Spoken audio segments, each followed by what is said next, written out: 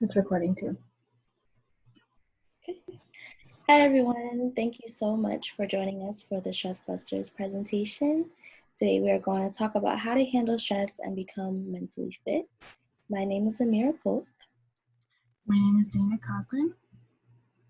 And let's get started. All right, so this is just a quick disclaimer on just reminding you guys that we are only CAPS peer educators or volunteers to really help with outreach and make sure you guys can see on social media the resources that are offered to you for being students at ECF. So this presentation is not a substitute for any form of counseling. We also want you to know that privacy is requested by all attendees, but CAPS cannot guarantee that it will be maintained. The only records that will be kept are your emails. And the presentation is recorded, as you can see, so keep that in mind if any of you choose to participate, and just remember that you can leave the presentation at any given time. And lastly, if you are experiencing a crisis during the presentation or at any time, we encourage you to call the CAPS number to speak with a counselor. So let's talk about the agenda for the presentation today. We're going to learn to define stress. We're going to understand stress in a cultural context. We're going to learn to deal with stress by practicing good self-care. We're going to learn how to promote mental fitness. And last but not least, we're going to find out how you can get more information and assistance from counseling and psychological services. All right, so let's start out by even asking, what is stress? It's really a state of mental or emotional strain that results from adverse or very demanding and trying circumstances. It can result from worry of problems in your personal life, in work, school, etc. Really, it's anything that causes a stir up of feelings of strong worry and anxiety about something. So for example, I know when finals is coming up, I get very, very stressed out because I'm worried about my grades, worried about pass or fail, and that's just a very stressful time for me, so I can identify that. So what is a time that you guys can identify when you're feeling stressed? You can feel free to chat and text it in the chat box or speak out loud. I've been stressed when we moved from like in-person classes to summer classes being online. I'm used to doing a lot of classes in person, and I personally really like that format. So when everything got moved online, that was very stressful for me, having to figure out how to balance the workload, because I liked knowing that I would work on certain classes Monday, Wednesday, Friday, rather than having to work on all of them every day. So I think that was a big stressful event for me. I relate, definitely a big transition. Yeah, and transitions themselves are stressful, so especially if you prefer in-face classes like I do, like you do, then it's a big stressor to see how you're going to handle that. So, good example. And culture is a huge variable when it comes to stress. So emotional expression varies upon whether an individual has an interdependent or independent self. People with interdependent selves are more likely to express and experience other focused emotions such as sympathy and shame. Also, one's internalized cultural background may shape the way that they handle social environments and reconciles them with his or her goals and beliefs. Collectivistic cultures believe the traditional family is socially central. So, for example, when a problem affects the individual, it often becomes a family and community problem rather than just focused on the self. There was a study that was done that compared American college students to Hong Kong, Chinese, Korean, and Japanese college students, and they reported a greater need for affiliation, nurturance, and sensitivity to social rejection. I relate to this slide a lot because I think about my own culture, and I think about when I'm stressed out, a lot of times I will be embraced by other people or people in the family, and they'll give me advice so I don't really have to go through it alone and by myself. So at this point, you can think about ways that your culture shapes the way you respond to stress or you handle it. And here's some questions to guide that. So we have questions like, How does your culture influence your sense of self? For example, from the previous slide, if you're more part of a individualistic culture, you would really handle your stresses on your own and kind of not reach out to others. It's really a personal problem rather than a family unit problem versus the collectivistic culture. So, for example, I myself am very independent, so I find myself dealing with my problems and my stress by myself, and then once I realize that maybe I can't do it on my own, then I'll reach out, but I always try to kind of figure it out myself first. Yep, someone said that they are the same way and that they tend to try and deal with things on their own first. That's very, very independent. Someone else said that being Hispanic, they believe in togetherness, so they deal with their problems as a family. So that's a collectivistic example, a great example. Exactly. And on this slide, there are just a few other questions that you can self-reflect on, like what cultural variables impact the way that you handle stress. So for example, in her Hispanic culture, there's very sense of togetherness. So you're feeling like, you know, when you deal with a problem, you have that support system versus anyone who may feel like they're by themselves. What does your culture say about coping with stress? And how can looking at these variables help you understand how to manage stress?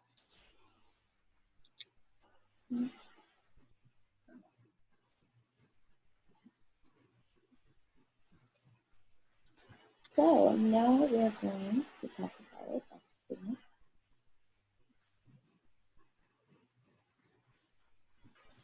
So there's a video that talks about how to deal with stress. It's just a funny video about how someone might respond to a stressful situation.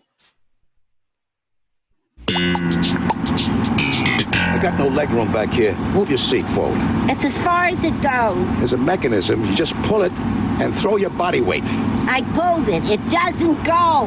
If you want the leg room, say you want the leg room. Don't blame the mechanism. All right, Dad, we're 5 blocks from the house. Sit sideways. Like an animal. Because of her, I have to sit here like an animal. Serenity now! Serenity now! What is that? Doctor gave me a relaxation cassette.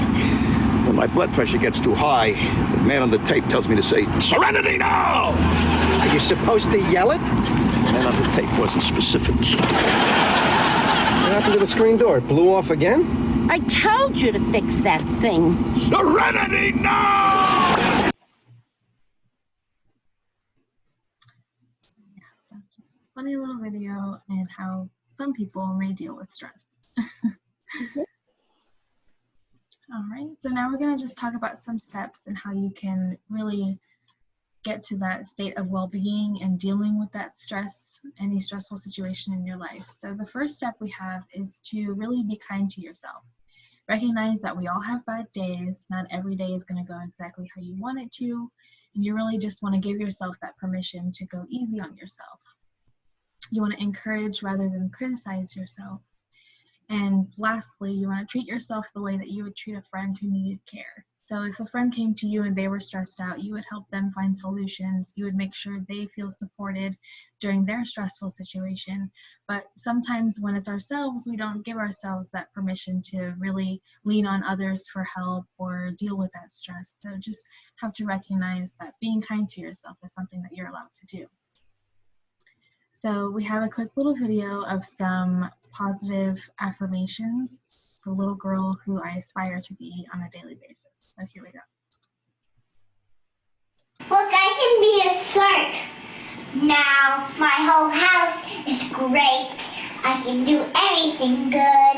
I like my school. I like anything. I like my dad. I like my cousins. I like my aunts. I like my Allisons. I like my moms. I like my sisters. I like my dad. I like my hair. I like my haircuts. I like my pajamas. I like my stuff. I like my rooms. I like my whole house. My whole house is great. I can do anything good. Yeah. I can do anything good. Better than anyone. Better than anyone. All right. And even at the end there, she was showing some confidence too. You know, we all should aspire to be here. Just remind yourself that there are things that you can, you know, really be appreciative of throughout your day rather than dwelling on that stress. Exactly. The second step is to exercise regularly.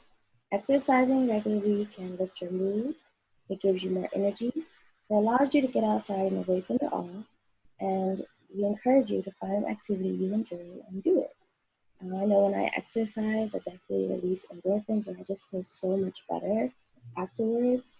I actually have more energy, which is kind of ironic because you would think that working out would have you completely winded. But definitely relieve stress that way. Is there any exercises that you all do to relieve stress? And so you can feel free to share. I do a lot of just walking. I love just being outside for some reason. Like you were saying, it just gets me in a better mood. And so just walking around outside. When we were at UCF, I loved just walking around the whole campus. It was one of my favorite ways to just get away from homework or get de-stress from the class that I'd just been in. So even though it's simple, walking was something that I like to do. Beautiful. That's great. I also like walking around, especially being quarantined was an opportunity for me to get some air instead of being cooped up. And we also had someone say that they usually do breathing exercises and they tell themselves positive affirmations. That's great. Just like the girl in the video. There you go. We love that. All right. We have step 3, which is to really take up a hobby or learn a new skill. It helps increase your confidence because you're actually taking the time to learn how to do something new.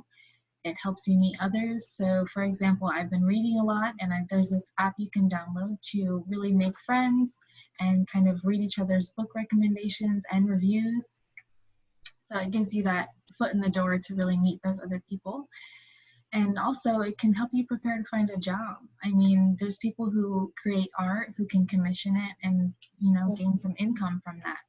So, but just to remember on this step that it doesn't have to be a hobby or a skill that you're particularly good at. As long as you're enjoying yourself while you're partaking in it, then that's all it needs to do to help you make you feel better. So have you guys, especially since we've been in quarantine, have you guys come up with any maybe hobbies or new skills that you've been taking up? Yeah, a lot of good ones. So I'm going to read them.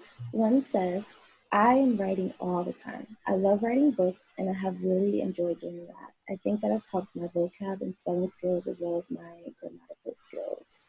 And then someone else said, knitting is literally the most relaxing thing for me. I can relate to the writing. I keep a journal and that's a lot of times where I write down a lot of my stressors. But as far as hobbies, I really like to paint.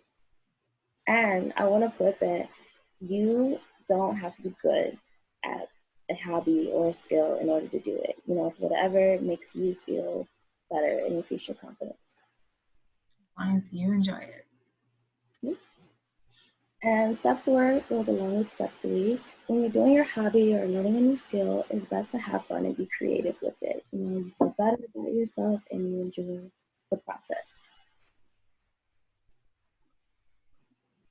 Step 5 is to really just help others. You want to get involved in the community. Helping people you know really gives meaning into the work that you're doing. It makes it feel like you're actually doing something that's worthwhile. And it also, in turn, helps you feel better about yourself. Like, I know people volunteer. I have an internship where I help people who can't speak on their own.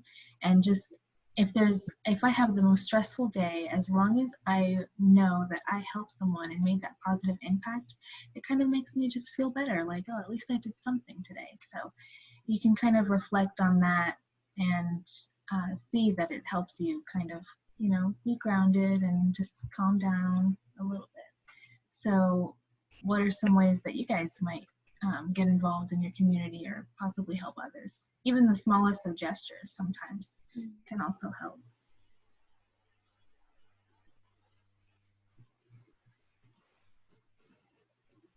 If you, okay, Someone said that they volunteered at a facility that helped the elderly, and it was so rewarding. They feel a lot better about themselves. Good example. Great example. Okay, so the step number 6 is to relax, to make time for yourself, chill out, and just breathe. This is my favorite step because practicing breath work and slowing your heart rate down is very beneficial for reducing stress. One of my ways that I like to relax is by sitting poolside, like you see in the slide, and listening to relaxing music. I listen to music, period. We love music. So feel free to talk about some ways you like to relax. This could be a nice bubble bath. I've started trying to like put my phone away for, usually I have to do this on the weekends because I tend to need it during the week, but I've started trying to put my phone away for like a full day, or even just, throughout the day, the daylight hours, and I just leave it upstairs and I don't check it. And it's actually really helps me to relax because I'm not looking at social media. I'm not, worried about texts or phone calls. I love it because I can just do other things and fully focus on them. Exactly. That is so great and productive. A lot of people, like especially in this generation, we are very tied to our phones. So the fact that you can do that, kudos to you. And someone said that taking naps is the best way for them to catch up on rest. Always relaxing. Thanks for sharing, y'all. All right, and here we have step 7, which is to eat healthy. Now, it may be hard because I know we're all college students. We have busy schedules, always on the go. But just at the end of the day, you want to ask yourself, hey, have I eaten anything today? Because we want to make sure that we're eating regularly, possibly even at the same time every day, 3 meals.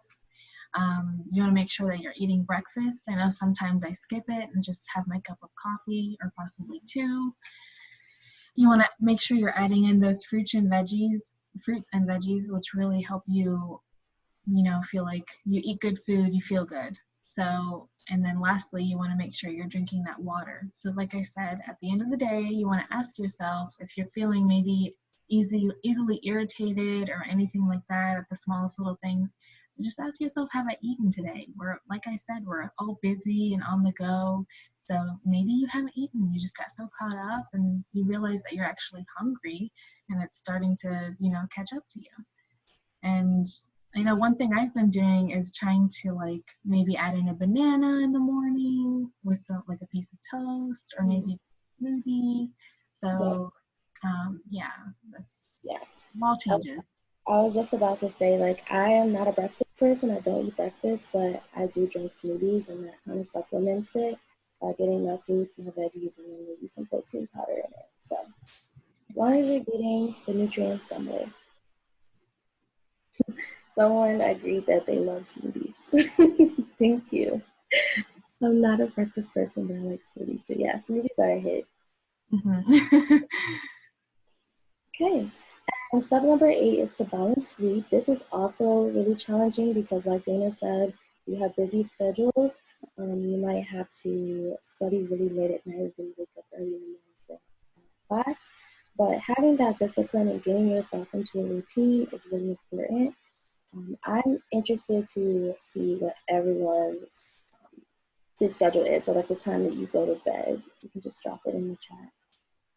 Or y'all start taking some notes. I go to bed at 1 a.m. I usually go to bed at 11.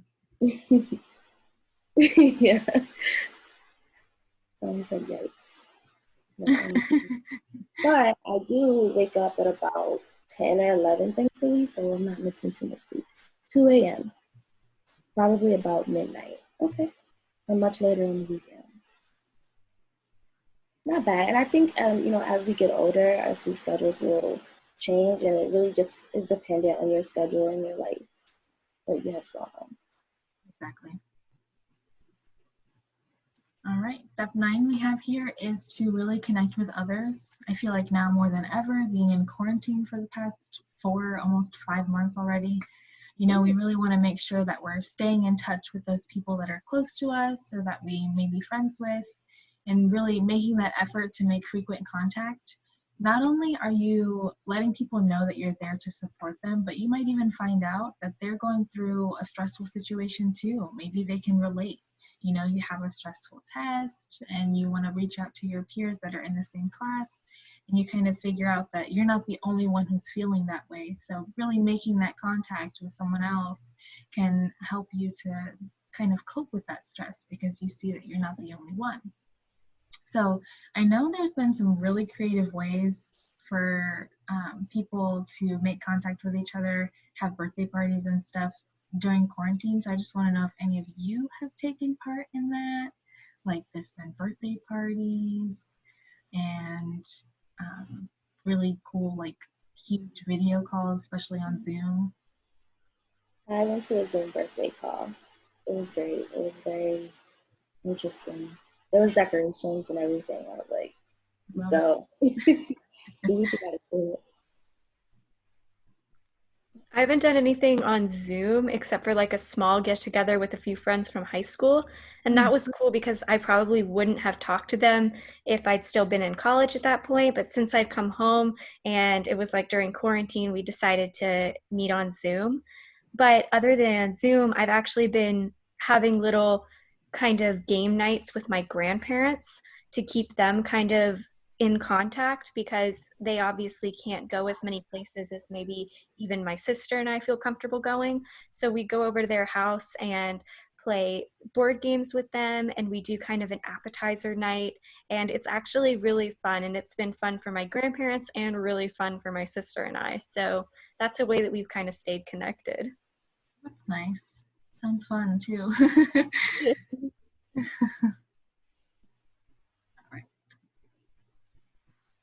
And step number 10 is to beware of alcohol and drugs. So if you are of age, moderate alcohol use is considered okay. But if you are using it to escape the stressor, or, just using it excessively, that's not really going to help your situation. So we encourage finding other ways to cope, hence all the steps that we're providing in this presentation. Step 11 is one of my personal favorites, to really just take a step back and see the bigger picture. You want to broaden your perspective, and like it says, to really consider that helicopter view. You get to take a calm step back and just look at everything from that broad perspective and ask yourself, how important is this one thing that's stressing me out? For example, if you had a bad test grade, or if you're just trying to study for a test and you find yourself having a difficult time, just step back and ask yourself, will I be worried about this still in the next day, the next month, the next year? And it really allows you to see that you shouldn't get caught up on the smaller details, as long as it's part of the process. So you just go with it and you see that it's not that big of a deal. Yep. And step number 12 is one of my favorites, and that is to accept life. Pretty much saying it is what it is as it is. Don't fight it, ride the wave, just be, and know that it will pass. The reason why I like this step is because a lot of the stressors that are in our life is stuff that we've been through before, especially in academia, right? So we're constantly taking tests, and we fail some, we pass some. But the important thing is learning from the previous stressor and learning how to get over it again so it doesn't affect us as negatively. So knowing that it will pass. Right. And speaking of breathing exercises, earlier we have a little video. It's short. Feel free to get situated and close your eyes. Do whatever you can to really just relax. And let's do this for about 2 minutes. It's going to take, and we should be good to go. I'm so excited for this. Me too. Honestly, look forward to it. Okay, here we go.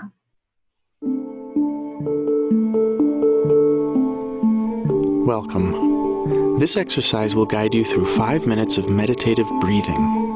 You don't need any experience or anything at all. Just yourself, your curiosity, and a few minutes of your day. We'll be talking to you the whole time. Let's begin. Turn off any ringers and switch your mobile phone or tablet to airplane mode. Loosen any restrictive clothing and sit upright in a stable and comfortable position. If you need to, pause this recording now until you're ready. Now let your eyes close, or leave them open with a soft focus. You want to be relaxed, but alert. Begin breathing deeply through your nose. Deliberately take a few deep breaths.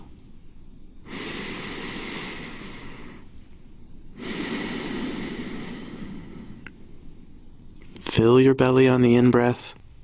Let it empty on the out-breath.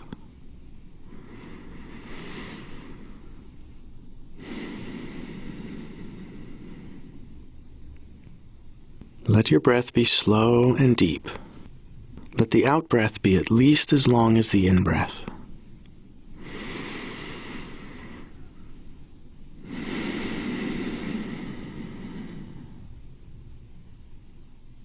Now let go control and just breathe naturally. Let your breath determine its own length. Let it find its own rhythm. Now, deliberately place your attention just inside your nose. Feel how the air is cool going in and warm going out. Cool in, warm out. Cool in, warm out. Keep your attention just inside your nose where you most feel your breath, and simply watch and feel your breathing.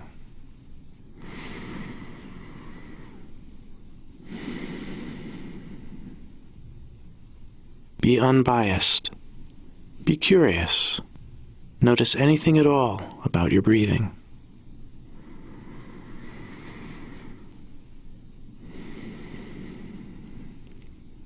If the breath is short and shallow, feel and notice that. If the breath is long and deep, feel and notice that.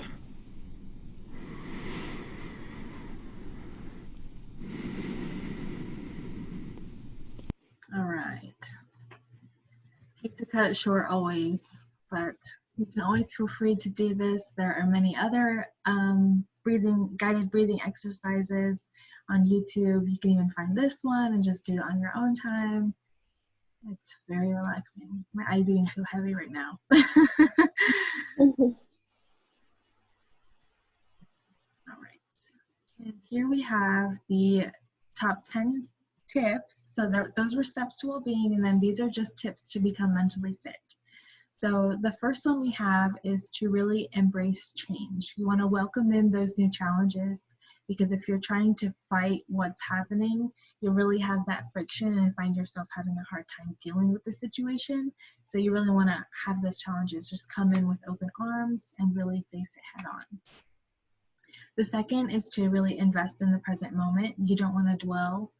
This kind of reminds me of broadening your perspective. You want to make sure you're taking that step back and realizing that it's a small thing compared to the bigger picture, and you really shouldn't dwell on just one bad test grade, because there are other chances you can take up and other opportunities that will arise. Step 3 is really accepting responsibility. You can learn from any mistakes. That's like trying to fight with challenges. You really want to take that time to realize what you did and learn from it to further grow. Number 4 is you want to be willing to fail and take that chance. You know, run for that position of office. You really want to take that challenging course, go to that club meeting even though no one's, there. You taking those chances, you never know what might be. And the 5th one is my personal favorite, is really to enjoy your alone time. Don't be scared to be by yourself. You know, I recently started reading while I'm alone in the mornings, having my cup of coffee, and it really helps you become more self-aware of things that you like, things that you don't like. And that alone time is very crucial to figuring out how you even deal with stress in the first place, because in the end you are alone. So you need to just kind of become more self-aware, and that alone time really gives you that opportunity. So we have tip number 6, which is to be prepared and take ownership. For me, this means to prepare for the situation so that way you could avoid the stressor in the future. Tip number 7 is to evaluate and modify core beliefs. This is similar to step 12, which is to go with the flow and just let things be. Now, tip number 8, which is to use mental energy wisely and stop wasting time. This is one of my favorite tips because I realized that I procrastinate and I could be putting the energy and the time elsewhere so that I'm not, trying to beat the clock. And tip number 9 is to think productively, replace negatives with positives. This is another really good one because when you replace more negatives with positives, you're able to reflect on positivity more instead of being pessimistic about the situation.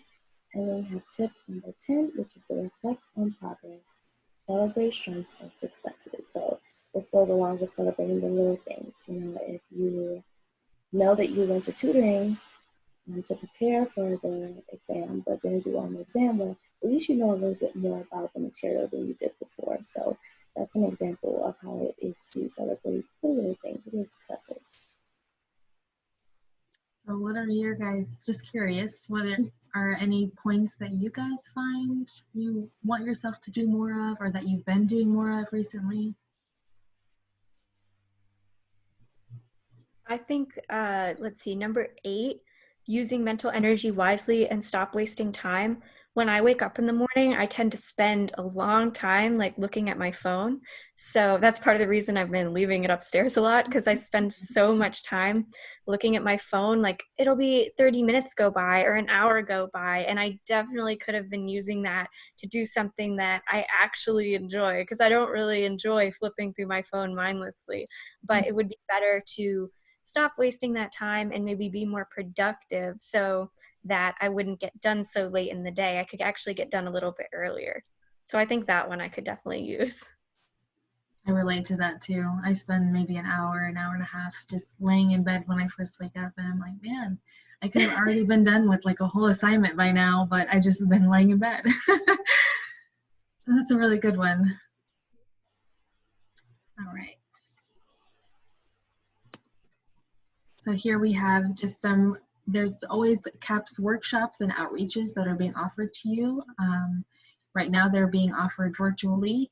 So just feel free to follow up with our social media pages because they're constantly updating, any upcoming ones, any ones that you missed, they upload videos of all the time.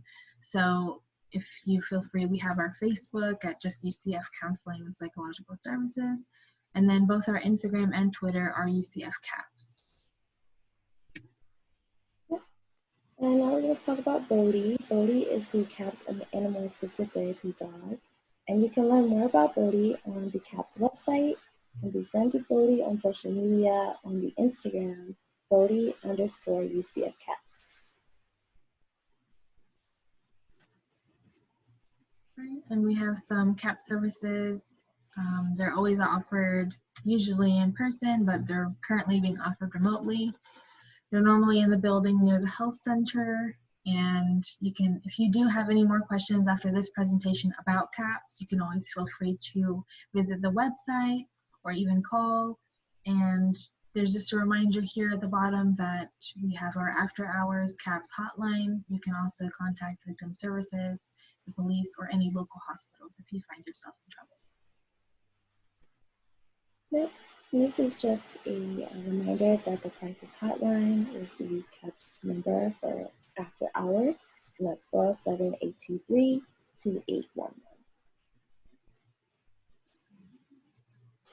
And then here we have our social medias. Again, feel free to take a picture of this slide if you need to.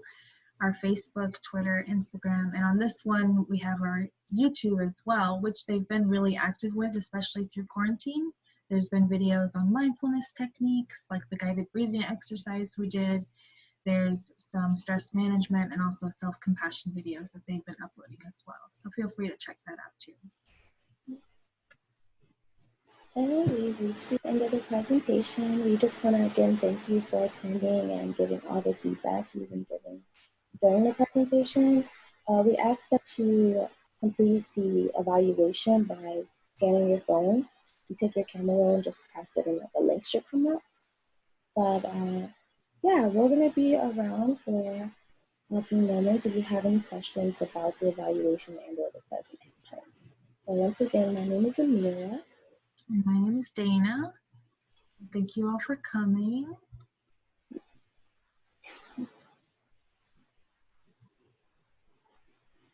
All right.